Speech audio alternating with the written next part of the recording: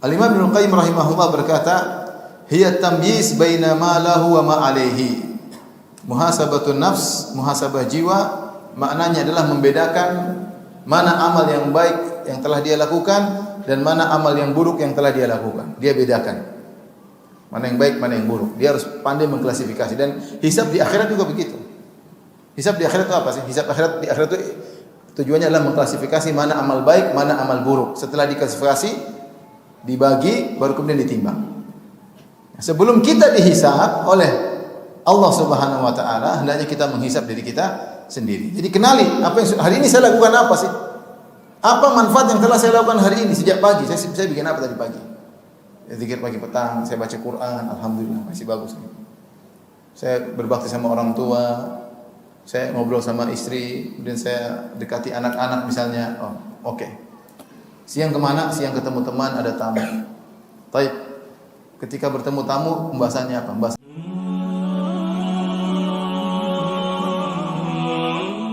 Yang penting yang Allah perintahkan dalam Al-Quran, namun kita selalu meninggalkannya. Ibadah tersebut adalah muhasabatun nafs, yaitu menghisab jiwa sebelum dihisab oleh Allah Subhanahu wa taala. Ini ibadah yang agung, yang memiliki dampak yang besar bagi perjalanan hidup seseorang. Tetapi ibadah ini sering kita tinggalkan. Allah Subhanahu wa taala berfirman dalam Al-Qur'an, "Ya ayyuhalladzina amanu taqullaha wal tanzur nafsum ma qaddamat lighad." Wahai orang-orang yang beriman, ittaqullah, bertakwalah kepada Allah. Wal tanzur nafsum ma qaddamat lighad, dan hendaknya setiap jiwa melihat apa yang dia telah perbuat untuk masa depannya, yaitu untuk hari akhiratnya. Wattaqullah, bertakwalah, innallaha khabirum bima ta'malun, sesungguhnya Allah Maha khabir, Maha mengetahui secara detail apa yang kalian lakukan. Ayat ini kata para ulama aslun fi muhasabatin nafs. Dia adalah dalil tentang perintah untuk muhasabah jiwa.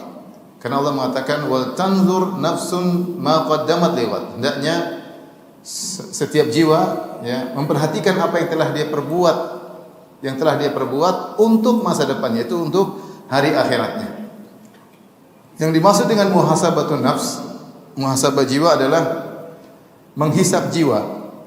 Sebagaimana perkataan Umar bin Khattab radhiyallahu taala anhu, hasibu anfusakum qabla an tuhasabu wa zinuha qabla an tuzanu.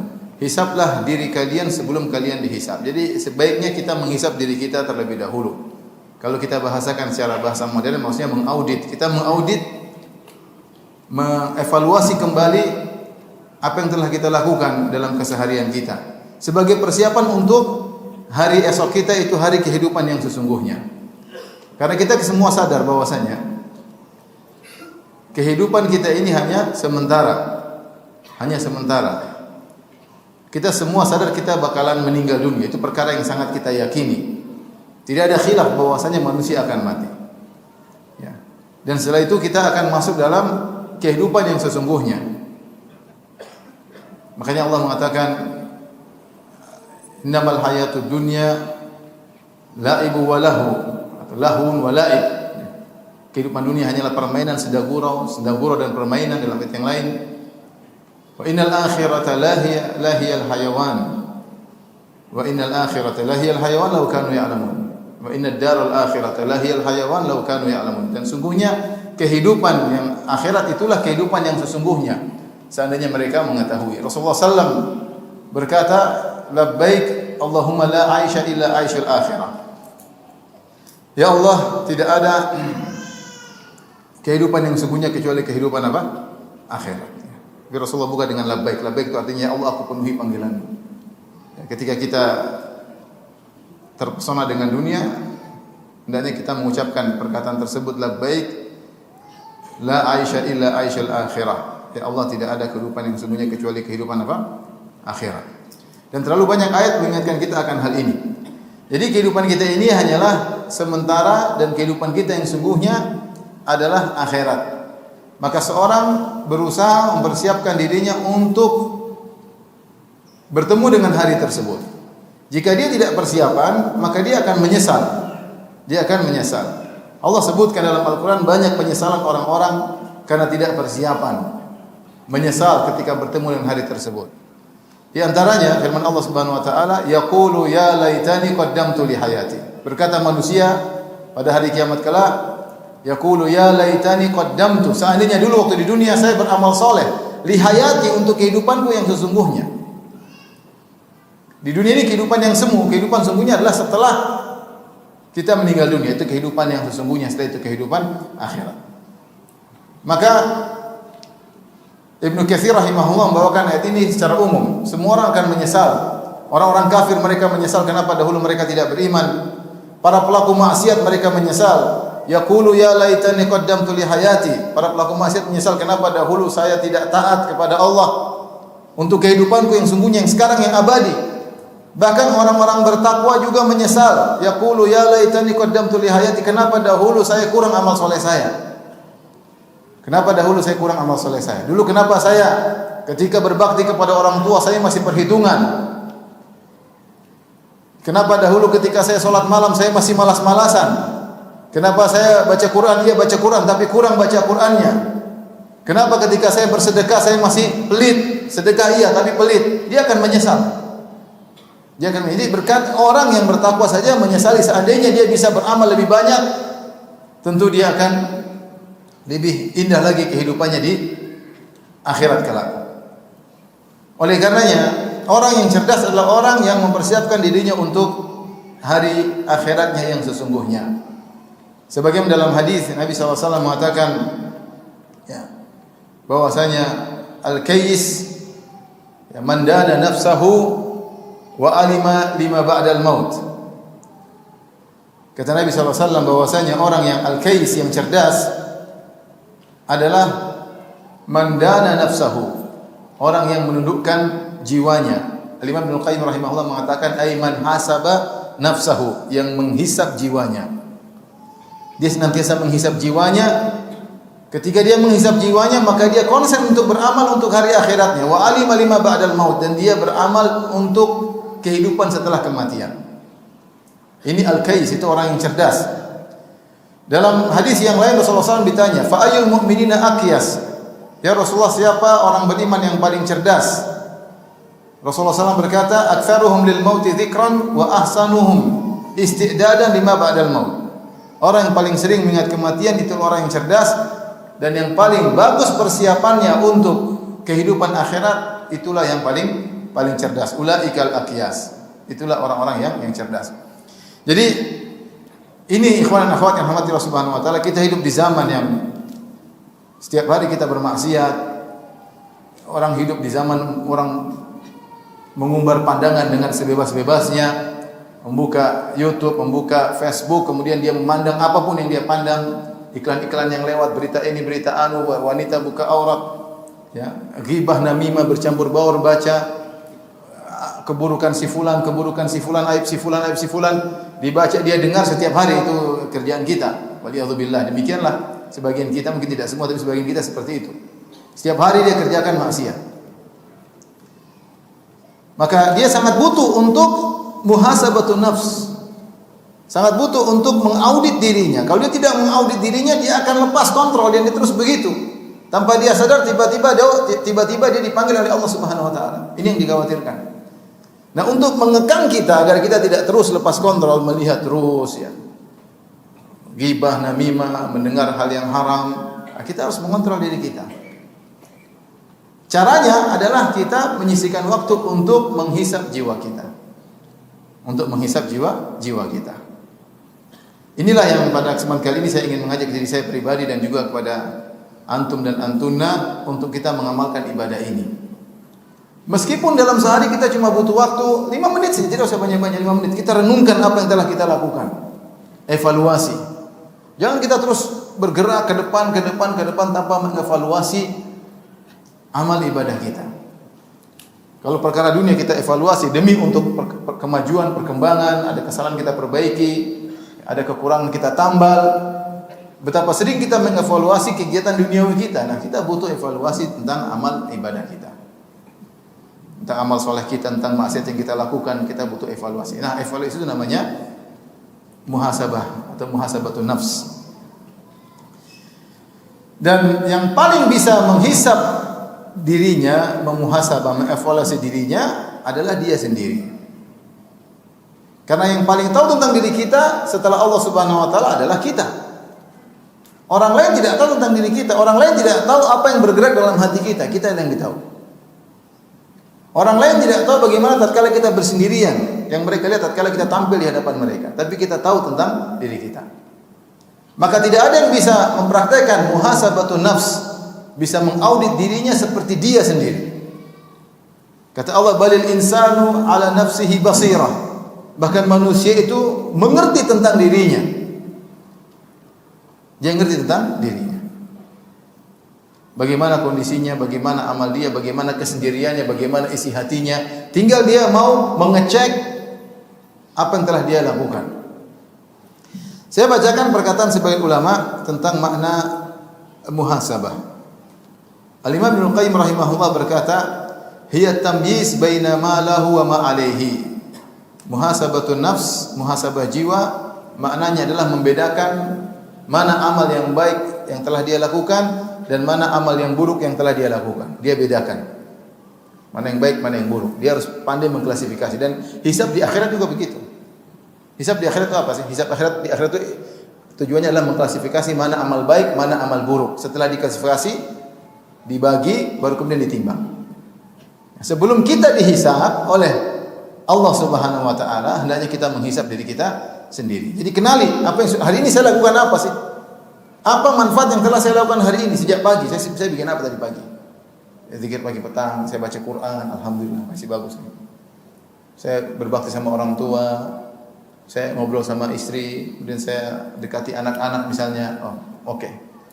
Siang kemana? Siang ketemu teman, ada tamu. Baik. Ketika bertemu tamu, pembahasannya apa? Pembahasannya gibah ini. Gibah. Menjamu tamu baik, tapi topiknya apa? Gibah. Kita cek, itu namanya hisab. Kalau kita enggak seperti itu, kita akan tiap hari berjalan, rutinitas haram kita kerjakan tiap hari. Kenapa? Karena kita tidak pernah mengontrol, tidak pernah mengaudit. Sehingga rutinitas tersebut berjalan terus-menerus tanpa terkontrol. Jadi Ibnu Qayyim mengatakan itu namanya hisab seperti itu. Dia mengenali mana yang baik dan mana yang buruk atas dirinya, fayastashibu ma lahu wa yuaddi ma alaihi. Maka yang baik tetap dia pertahankan, yang buruk maka segera diperbaiki. Li'annahu musafirun safara man la ya'ud. Kata Imam Ibnu Qayyim rahimahullah, kenapa dia mengaudit dirinya? Karena sekarang dia sedang bersafar menuju perjalanan, yaitu menuju kematiannya, dan dia tidak pernah kembali. Orang kalau sudah start bersafar dia tidak pernah kembali. Itulah kita. Kita ini berjalan menuju titik kematian dan tidak pernah berhenti, tidak pernah mundur. Terus berjalan, terus menuju titik kematian, kemudian alam barzakh, kemudian padang mahsyar, kemudian surga atau neraka. Karena kamu safar tidak pernah berhenti, tidak pernah kembali, maka harus diaudit. Seandainya kita bisa kembali, enak. Saya kemarin salah. Kembali ke masa lalu. Oke, kalau bisa kembali masa lalu, oke. Kita perbaiki. Tapi kenyataannya nggak bisa. Yang sudah berlalu, berlalu. Safarmu tidak pernah berhenti. Kau semakin berjalan menuju titik kematian. Kalau kau tidak audit dirimu, bahaya. Ini fungsi daripada audit. Semua butuh muhasabatun nafs, semuanya. Terutama yang sudah tua-tua ya. Yang muda-muda juga, yang jomblo-jomblo juga ya. Semua orang berusaha untuk menghisap jiwanya. Ustaz juga butuh, ya, semuanya butuh. Tidak ada kita yang sempurna. Kita ini hidup ya bercampur antara ketaatan dan kemaksiatan. Oleh karenanya kita harus menghisap diri kita, karena kita tidak bisa kembali. Jangan sampai kita tidak mengaudit diri kita, nanti kita menyesal. Allah sebutkan bagaimana orang-orang menyesal pada hari kiamat. Rabbana akhrijna na'mal salihan ghairal ladzi kunna na'mal. Mereka berkata, ya Rabb kami, kembalikanlah kami ke masa lalu, kami akan beramal saleh tidak seperti yang pernah kami lakukan. Tidak ada bisa kembali. Laula akhartani ila ajalin qaribin fa asaddaq. Ya Allah, kalau kau tunda kematianku sebentar saja, tidak bisa kembali. Kamu bersafar tidak bakalan kembali terus. Kembalikan aku sebentar saja, aku ingin bersedekah. Ini kenapa? Karena tidak mengaudit dirinya. Taib, itu perkataan Ibnu Qayyim rahimahullahu taala. Al-Mawardi berkata, yang dimaksud dengan muhasabah an yatasaffaha al-insanu fi lailihi ma sadara min af'ali naharihi. Seorang di malam hari dia mulai membuka lembaran-lembaran catatan amalnya. Dia tahu apa yang telah dia lakukan. Malaikat mencatat tapi dia ingat. Apa yang telah dilakukan siang hari dia ingat di malam hari. Saya tadi pagi sampai siang sampai sekarang apa yang telah saya lakukan? Dia cek. Ya. Fa in kana mahmudan amdahu wa atba'ahu bima syakalahu wa dhahahu. Kalau dia dapati amal yang telah dia lakukan di antara kegiatannya sehari penuh ada yang baik, maka dia terus melanjutkan, dia pertahankan dan dia melakukan hal-hal yang semirip dengan kebaikan tersebut. Wa in kana madhmuman istadrakahu. Kalau ternyata di antara kegiatannya ada yang buruk, segera dia perbaiki. In amkana wantaha an mithlihi fil mustaqbal. Dia berusaha untuk berhenti dari kemaksiatan yang semisal itu di kemudian hari. Itulah yang disebut dengan muhasabah. Al-Imam Ibnu Qayyim rahimahullah taala berkata, "Wa tarkul muhasabah wastirsal wa tashilul umuri wa tamshiyatuha fa inna hadha yaqulu bihi ila al-halak."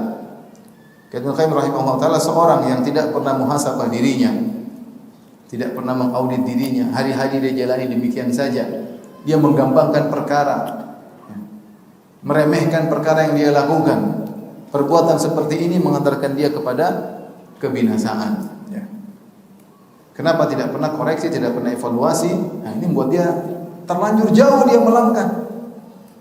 Sudah bermaksiat tidak pernah dievaluasi, akhirnya berbulan-bulan, bertahun-tahun dia terjerumus dalam maksiat tersebut. Mungkin dia baru sadar belakangan. Alhamdulillah kalau sadar. Kalau tidak, maka dia akan binasa.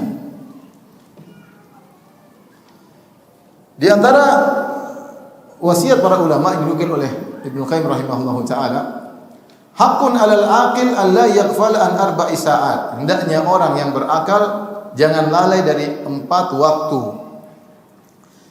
4 waktu, dia bagi waktu ada 4. Sa'atin yunaji fiha rabbahu.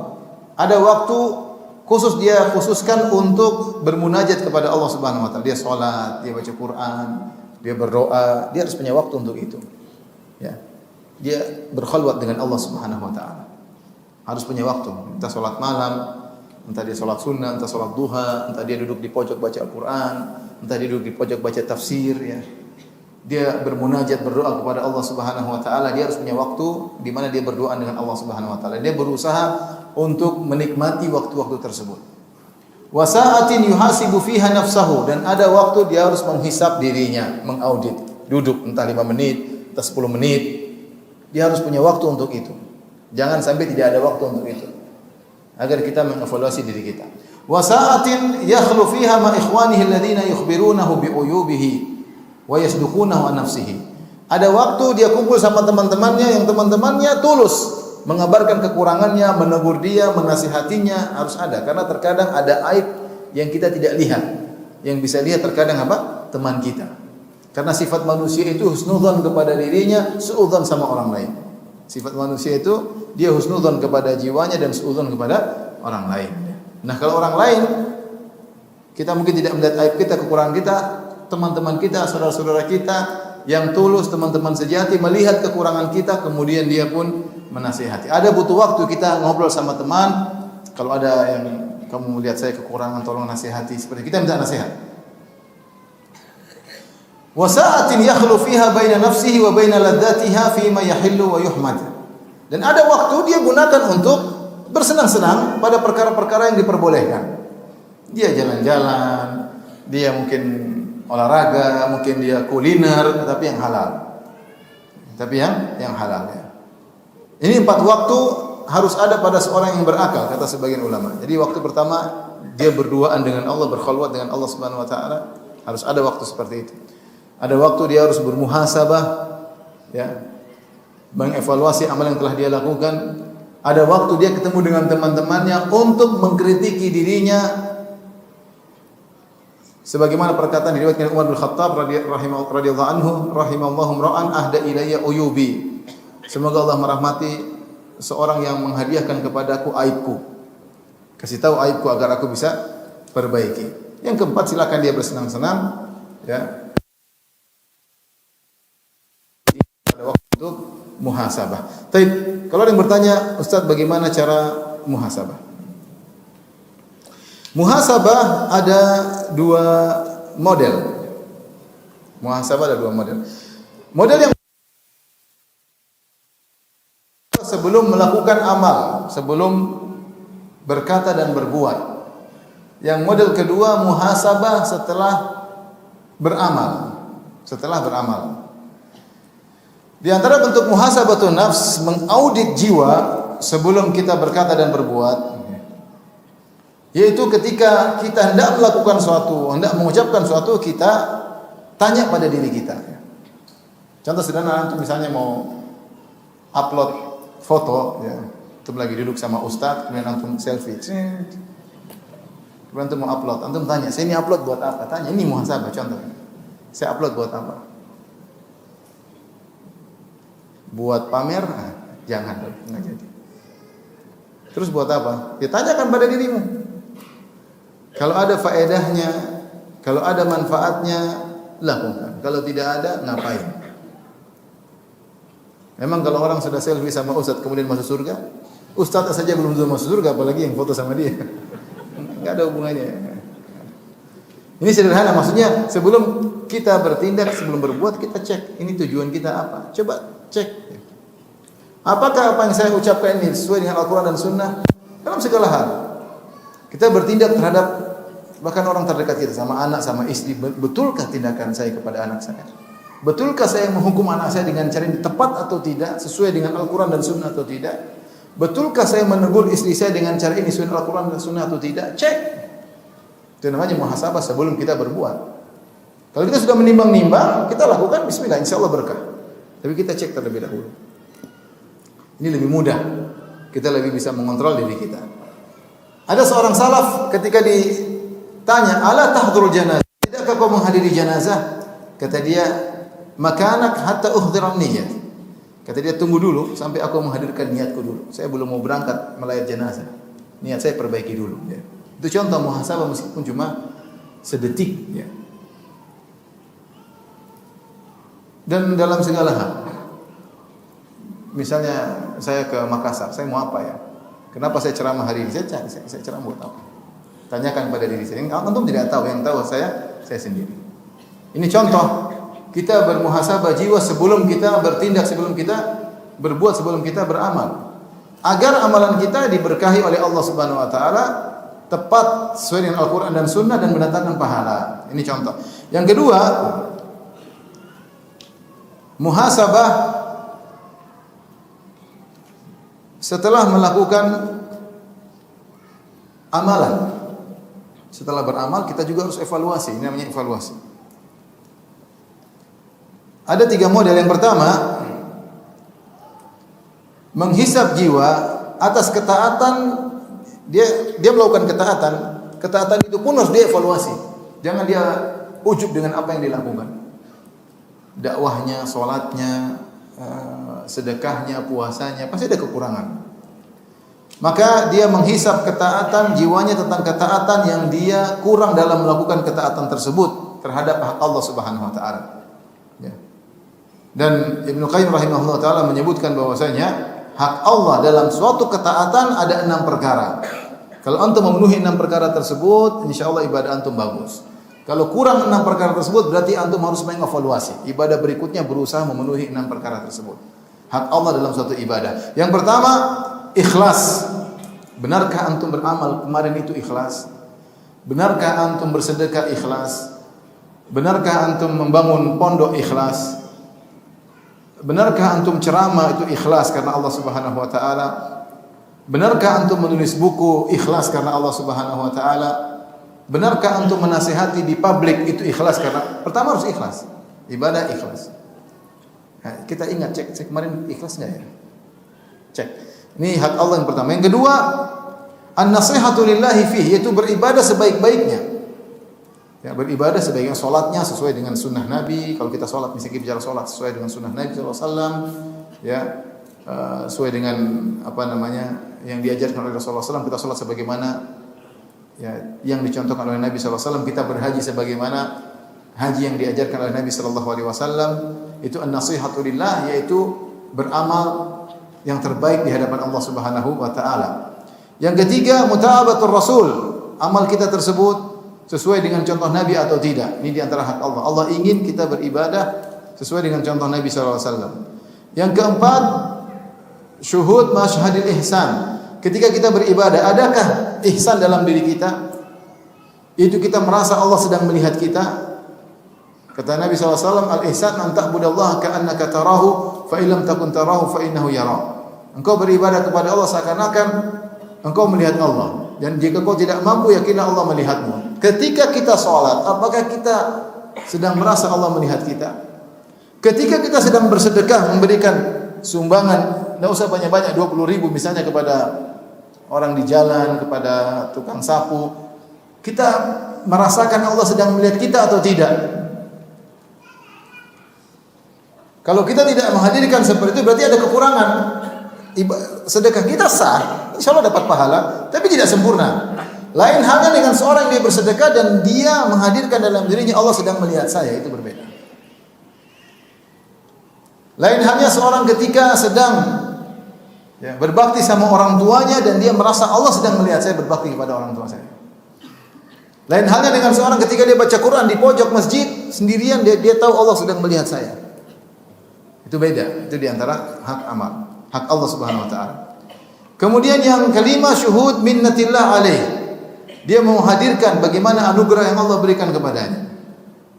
Bisa jadi maksudnya adalah dia diberi taufik untuk beramal soleh. Ini adalah anugerah yang luar biasa. Banyak orang tidak beramal soleh, dia bisa baca Quran. Banyak orang baca berita, baca baca koran, nonton film-film yang enggak benar, dia baca Quran. Ini anugerah. Dia diberi taufik untuk beramal soleh. Atau bisa jadi maksudnya Allah maksudnya dia mendapatkan banyak nikmat, yang nikmat tersebut mengharuskan dia untuk bersyukur kepada Allah. Dia baca Quran bentuk syukur kepada Allah Subhanahu wa taala, dia salat malam bentuk syukur kepada Allah Subhanahu wa taala, dia puasa sunnah bentuk syukur kepada Allah Subhanahu wa taala. I'malu ala Dawud syukra. Wahai keluarga Daud, beramal solehlah sebagai bukti syukur kepada Allah Subhanahu wa taala. Ini kemudian yang terakhir, syuhudu taqsirihi fihi. Dia mengingat kembali kekurangan-kekurangan dia ketika ibadah tersebut ya. Dia renungkan ibadah saya bagaimana. Ini contoh kita menghisab diri kita pada ketaatan, bukan kepada kemaksiatan, kepada ketaatan yang kita lakukan. Ini penting juga ya. Jadi misalnya saya misalnya berdakwah. Saya evaluasi kenapa saya dakwah. Mungkin saya sudah ikhlas enggak? Saya sudah persiapan enggak waktu itu ya. Evaluasi tentang ibadah saya sendiri, dakwah saya bagaimana ya. Apakah sudah teratur penyampaiannya?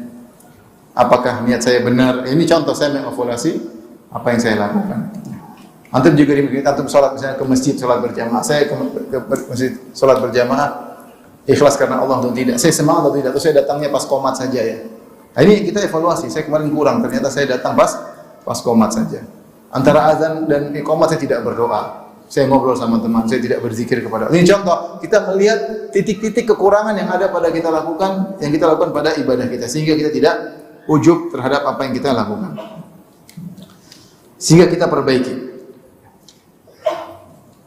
Jangan selalu, wah, Masya Allah saya, Masya Allah, Masya Allah. Apalagi tanya sama murid, gimana kemarin saya? Oh Ustaz, Masya Allah. Ustaz mantap ya. Jangan dengar itu, mereka tidak tahu hisab ya. Yang paling tahu tentang diri antum adalah antum sendiri ya. Makanya kalau ada Ustaz bilang sama muridnya, gimana tadi dakwahnya? Parah Ustaz. Jangan bilang Ustaz top Ustaz. Ustaznya nanti tidak bisa menghisab apa? Dirinya. Bahkan dia bisa terjebak dalam ujub dan yang lain dan riya. Contoh yang kedua, dia menghisab dirinya tentang amal yang seandainya dia tinggalkan itu lebih baik daripada dia melakukannya. Ini juga perlu kita cek. Waduh, kenapa tadi saya begini? Bukan untuk penyesalan, tapi untuk perbaiki di kemudian hari. Evaluasi, tidak jadi masalah. Kita hari ini apa yang kita lakukan ya? Kita misalnya Contoh kita mufadhalah, kita menimbang antara suatu amal kebajikan dengan yang saya berpuasa. Tapi gara-gara puasa ternyata saya tidak bisa berbakti sama orang tua. Orang tua lagi suruh saya untuk kerja ini. Saya beruzur karena sedang puasa. Kita renungkan, seandainya tadi saya batalkan puasa, saya berbakti sama orang tua tentu lebih baik. Jangan seperti itu ya. Ini butuh ketelitian dalam menghisab. Kemudian juga di antara hisab adalah menghisab jiwa pada perkara-perkara yang mubah. Perkara-perkara yang biasa yang bisa kita lakukan, jalan-jalan, ngobrol, kuliner misalnya, ini perkara-perkara yang mubah. Tanyakan, kenapa kau melakukan perbuatan tersebut? Apakah niatmu karena Allah dan karena akhirat, ataukah murni karena duniawi semata? Kalau niatmu karena Allah Subhanahu wa taala, maka alhamdulillah, ngajak anak-anak jalan-jalan untuk menyenangkan anak-anak, kebahagiaan istri karena Allah Subhanahu wa taala, dapat pahala. Ngundang teman-teman makan, dihidangkan makanan enak untuk membahagiakan mereka karena Allah Subhanahu wa taala, dapat pahala. Tapi apakah kita menghadirkan niat tersebut ketika mengundang teman-teman, ketika mengajak anak istri jalan-jalan, ataukah hanya sekedar perbuatan duniawi murni tanpa kehadiran niat tersebut? Kalau ternyata ada hadir niat tersebut, ini semua karena Allah, maka berbahagialah. Kalau ternyata hanya perkara duniawi murni, hanya senang-senang murni, maka kita telah buang-buang umur. Buang-buang harta, buang-buang umur, tidak ada faedahnya. Ini contoh menghisab diri, mengevaluasi diri atas apa yang telah kita lakukan. Baik, ikhwan dan akhwat yang rahmatillah subhanahu wa ta'ala, di antara hal-hal yang menjadikan seorang malas untuk bermuhasabah, ya, dia tidak mau bermuhasabah, tidak mau mengaudit dirinya. Yang pertama adalah banyak melakukan maksiat. Banyak melakukan apa? Maksiat. Ketika dia banyak melakukan maksiat, maka hatinya semakin sakit, semakin hitam, sehingga tidak tergerak hatinya untuk mengecek amal dia. Dia tidak peduli, mau ini mau ini, tidak peduli. Ketidakpeduliannya terhadap amal soleh dia, terhadap perjalanan hidupnya, karena akibat hatinya yang sakit, karena terlalu banyak maksiat yang dia lakukan. Terlalu sering melihat yang haram, terlalu sering mendengar yang haram, terlalu sering mengucapkan perkataan yang haram. Hati penuh dengan penyakit, sehingga akhirnya dia tidak bermuhasabah. Dari sini kita tahu diri. Kenapa saya tidak pernah bermuhasabah? Jangan-jangan karena itu. Karena saya terlalu banyak bermaksiat, ya. Saya terlalu banyak bermaksiat. Saya sering sampaikan, berulang saya sampaikan. Contoh maksiat saja yang sering kita lakukan, contoh maksiat mengumbar pandangan, ya. Saking seringnya kita mengumbar pandangan lihat yang haram, kalau kita lihat yang haram kita tidak istighfar, saking seringnya. Seharusnya kalau kita ada lagi nonton YouTube syekh atau ustaz ceramah atau ada iklan cewek, langsung kita astagfirullah, YouTube-nya kita balik. Bukan kita menotot, ya. Tapi kita melotot dan kita tidak istighfar. Tidak istighfar. Padahal itu hati kita langsung ternoda hitam. Kita lihat berita, kemudian pembawa acaranya terbuka auratnya. Terlihat sebagian dadanya, rambutnya terbuka, dan kita santai-santai saja nontonnya. Itu maksiat bukan? Dan kita tidak istighfar. Kita tidak istighfar. Bahkan saking biasanya kita terkadang mengirim klip di grup teman-teman yang isinya ada wanita terbuka auratnya, dan kita santai-santai saja. Karena kita merasa itu perkara bukan maksiat. Artinya saya ingin sampaikan bahwa saking terbiasanya maksiat, terkadang hati kita kotor tanpa kita sadari, sehingga kita tidak menghisab diri kita. Dan ini hisab ini perlu audit, evaluasi. Jangan sampai kita terus bergerak, bertindak, terus beli barang-barang ini, beli anu, kemewahan. Hal-hal yang terlalu kita sibuk dunia. Karena kalau kita terus dengan dunia, hati kita condong ke dunia. Kapan muhasabah? Kapan menghisab jiwa? Meskipun perkara itu halal. Ustaz, kita naik gunung halal, saya bilang haram. Tapi kalau tiap hari naik gunung, kapan turun gunungnya? Tiap hari, Ustaz mancing boleh, sebulan sekali ya. Tiap hari mancing, emang nggak buang-buang umur mancing itu. Pergi mancing sana. Kalau sekali-sekali, mungkin sepekan sekali, oke lah ya. Itu pun sudah mungkin kebanyakan ya. Artinya, perkara-perkara mubah itu boleh, tapi kalau berlebihan itu membuat kita tidak muhasabah. Karena perkara-perkara mubah itu melalaikan. Maka kapan kita mau baca Qur'annya? Kapan kita mau merenungkan diri kita? Sementara kita senang-senang melulu. Tiap hari jalan-jalan. Emang jalan-jalan nggak boleh? Boleh, tapi jangan tiap hari. Kebanyakan jalan-jalan membuat seorang lupa untuk muhasabah. Di antara sebab orang tidak muhasabah, husnudzon kepada jiwanya, merasa dirinya baik. Ya sudah baik kok, lihat orang merasa dirinya baik. Kenapa dia merasa dirinya baik? Dia tidak mengecek. Seandainya dia cek, saya kemarin coba dia cek dengan detail. Sebenarnya mengatakan kalau bagaimana cara muhasabah? Muhasabah itu kamu kalau punya teman, kamu bersekutu dengan dia dalam masalah perdagangan, kamu ngecek masalah rupiah, masalah keuntungan dengan detail. Begitulah cara kamu untuk bermuhasabah jiwa. Kita kalau dagang sama teman, misalnya kita berdua buka warung bakso, tapi kita kan cek biaya berapa, modal berapa, beli ini berapa piring yang laku, keuntungan bagi berapa persen, kita pasti cek. Kita nggak mau dia ambil untung dari kita ya. Kita berusaha cek dengan detail. Nah, kira-kira demikian ketika kamu mengecek dirimu, cek dengan detail. Benarkah kamu sudah benar? Benarkah kamu sudah ikhlas? Benarkah kamu sudah tulus? Jangan husnudzon pada diri kita, insya Allah saya ikhlas, insya Allah saya baik, insya Allah enggak. Kamu harus suudzon kepada dirimu, ya, untuk mengecek, mengeluarkan penyakit-penyakit hatimu untuk kau perbaiki. Kemudian di antara hal yang menghalangi seorang untuk muhasabah adalah tidak mengingat hari akhirat. Itu tadi kelanjutan dari terlalu berluas-luas dalam masalah perkara-perkara yang mubah, sehingga tidak ada waktu untuk baca Al-Quran, ya. Setiap hari baca apa saja, Al-Quran tidak dibaca. Nah, ini membuat jiwa keras dan jiwa tidak akan bermuhasabah. Tapi kalau kita ada waktu sholat malam, ada waktu sholat sunnah, ada waktu baca Al-Quran, ini memotivasi kita untuk apa? Untuk bermuhasabah. Baik, ikhwan dan akhwat yang rahmatillah subhanahu wa ta'ala, karena tinggal beberapa waktu lagi untuk sholat isya, maka saya buka tanya jawab, ya.